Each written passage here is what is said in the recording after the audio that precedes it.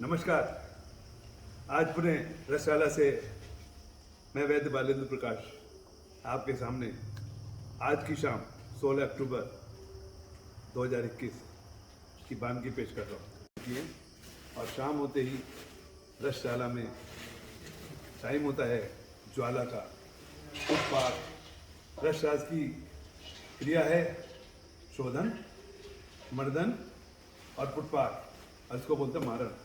तो मैं आपको ले चलता हूँ अपनी वरापुट की ओर, जिसमें आज हम कांसे की भस्म बना रहे हैं।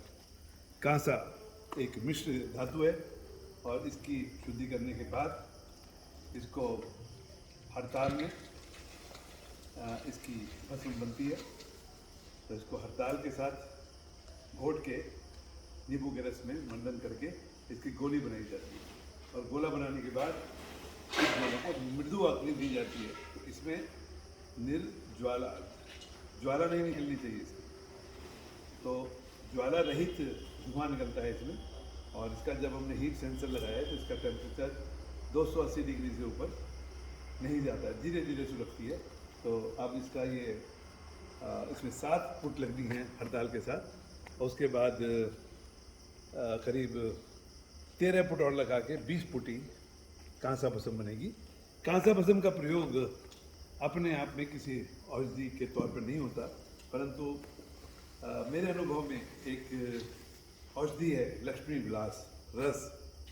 तो लक्ष्मी विलास रस नारदीय ज़्यादा प्रयोग में आता है, परंतु मेरे अपने तजुर्बे में, जो कि 1979 में पहली बार हुआ, भेषज रत्नावली का महादेव जी द्वारा कहा हुआ लक्ष्मी विलास रस अद्भुत कार्य करता है। और वर्तमान की जो क्रॉनिक ब्रोंकाइटिस है, जैसे अभी सर्दी शुरू हुई है, शरद ऋतु का काल है, पित्त का प्रकोप काल हुआ है, तो बहुत सारे लोगों को गले में ठसका रहता है, खांसी हो जाती है, और फिर लगातार चलती रहती है जब तक ग्रीष्म ऋतु नहीं आती है, या हंसते समय खांसी आना, या जरा सा भी कोशिश करते ही गले में करके फिर सांस फूलना, ऊर्ध्व श्वास होना, उसमें दवा विलक्षण प्रभाव करती है। इसमें भस्में डलती हैं, बंग भस्म, ताम्र भस्म, अबरक भस्म, हड़ताल भस्म, मेलसिल, ये सब डलती है, और कांसा भस्म भी डलती है। तो रसशाला में हम जो भी दवा बनाते हैं उनमें गुणवत्ता के लिए सारी भस्मों का निर्माण यहीं पर होता है। बहुत सारे वैद्य लोग, बहुत सारे BMS जो इस दवा को इस्तेमाल करते हैं और आपस में सुन रहे होंगे या आपस में शेयर करेंगे, वो पाएंगे कि लक्ष्मी विलास रस की ये बनी हुई लक्ष्मी विलास रस पहली पुड़िया से भी मरीजों को फ़ायदा करती है। और मज़े की बात क्या है कि इस लक्ष्मी विलास रस को खाने के बाद आप अपने मरीज को आइसक्रीम खिला सकते हैं, खीर खिला सकते हैं, मक्खन खिला सकते हैं, दूध पिला सकते हैं, जो कि खांसी के मरीज को बिल्कुल बंद होता है। तो देखिए, अब हम एक एक करके अब ले जाओ,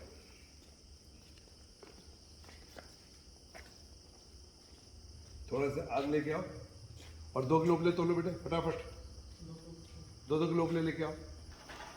हर चीज़ का परिमाण है कि फुट का साइज़ क्या है। हमारे ऋषियों ने, हमारे जो रस आचार्यों ने, उन्होंने उस समय के हिसाब से देखेंगे तो 1 हाथ 2 हाथ चौड़ा एक रसनी, ऐसे एक गहरा और इतना ही चौड़ा, ऐसे करके फुटपाथ बनाए थे। और फुट हमेशा गोल होती है, अग्नि गोल गोल घूमती है। आजकल कुछ लोग चौकोर बनाने लगते हैं, थोड़ा शायद श्रम लगता है क्योंकि मिस्त्री बुला के बनते हैं। ये सारी पुट हमारे द्वारा खुद तैयार की गई हैं। अग्नि गोल वृत्ताकार घूमती है। तो रस तरंगणी के परिभाषा प्रकरण में अगर आप देखेंगे तो पुट का साइज वृत्ताकार ही दिखा गया। आजकल कुछ टिप्पणीकारों ने इसको चौकोर बना दिया है, परंतु उसमें आग बोला चिमटा लो, या चिमटा लो फटाफट। तो अब हम अग्नि कर्म प्रारंभ कर रहे हैं, और इस पर देखिए कोई भी ऐसी नहीं है जिसमें हम हवा लगाएंगे। इसको सुलगा देते हैं अगरबत्ती की तरह, धूप की तरह, और उबले के अंदर जो हवा है, उबले के अंदर जो हवा है वो इसको धीरे धीरे कंडेंसेशन करती है, बड़ी खूबसूरती से धुआं निकलेगा। और ठीक 20 मिनट के बाद धुआं निकलना करीब करीब बंद हो जाएगा।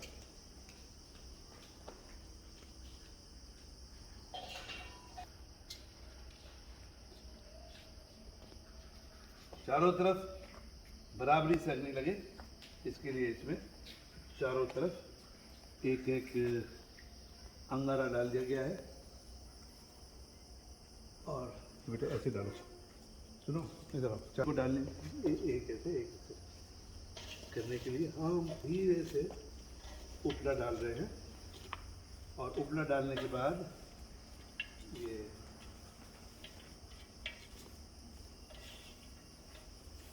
अभी आप देखेंगे मेरे साथ रहेंगे, हमने थोड़ा सा उपला डाल दिया है अभी।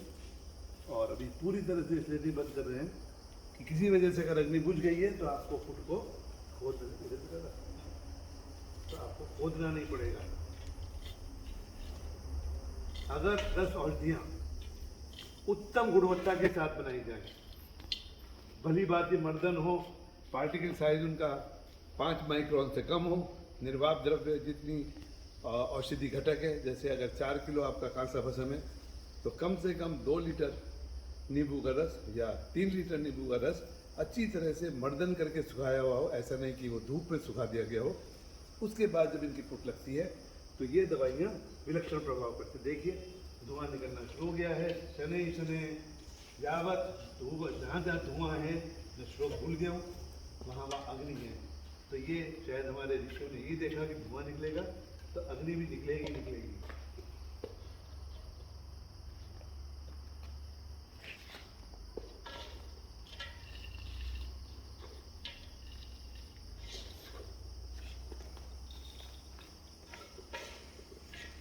अब जैसे एक चित्रकार होता है, वो अपनी चित्र को अपनी पेंटिंग को खुद बनाता है, इसी तरह के रस वैद्य को भी अपने हाथों से श्रम करना चाहिए।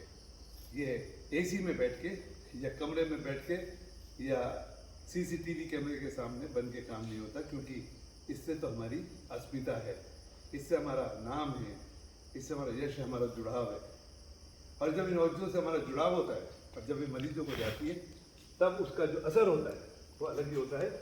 तो ठीक है, आज सीनियर सिटीजन हो चुका हूँ, शरीर में कुछ अशक्तताएँ भी हैं बीमारियों की वजह से, परंतु जो जुनून है, रस शास्त्री का जुनून, वही उसकी ताकत होती है। तो बहुत सारे लोग मेरे पास आना चाहते हैं, रस शास्त्र सीखना चाहते हैं, मुझे राष्ट्रीय गुरु बनाया गया, पर आके कहते हैं गुरुजी पैर पर लगूं पर 8 से 5 बेटे 2-2 किलो लाओ, तो 8 से 5 ही काम करूंगा। तो भाई अगर रस शास्त्र सीखना है तो इस गुरु के जगने से पहले जगना पड़ेगा और सोने के बाद सोना पड़ेगा। सीखना चाहते हो सीख लो, बहुत कुछ मिलेगा।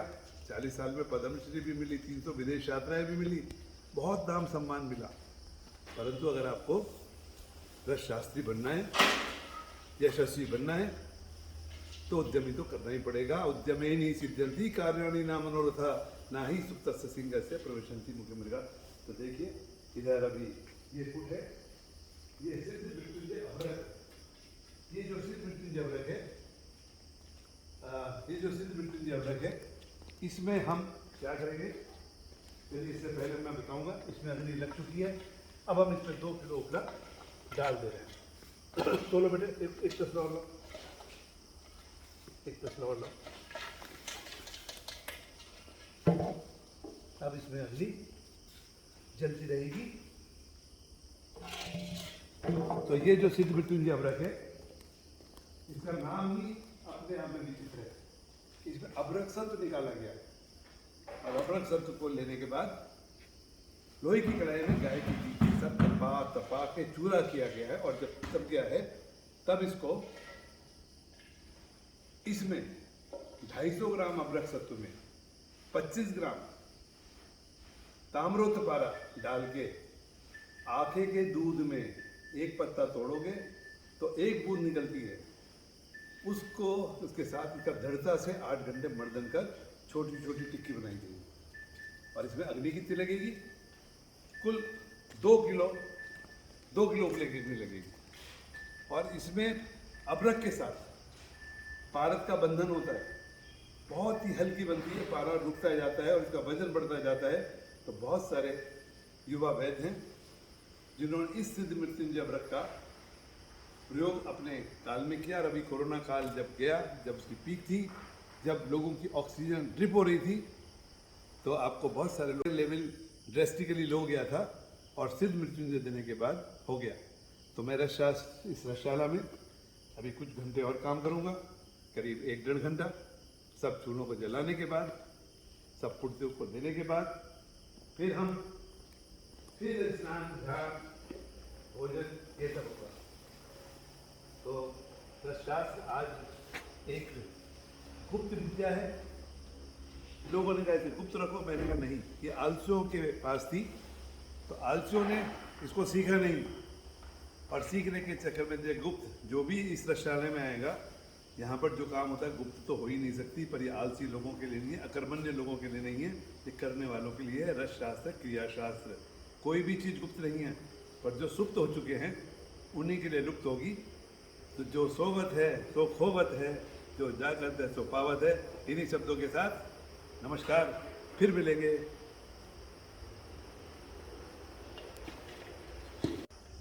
नमस्कार। आज पुनः रसशाला से मैं वैद्य बालेंद्र प्रकाश आपके सामने आज की शाम 16 अक्टूबर 2021 की वानगी पेश कर रहा हूँ।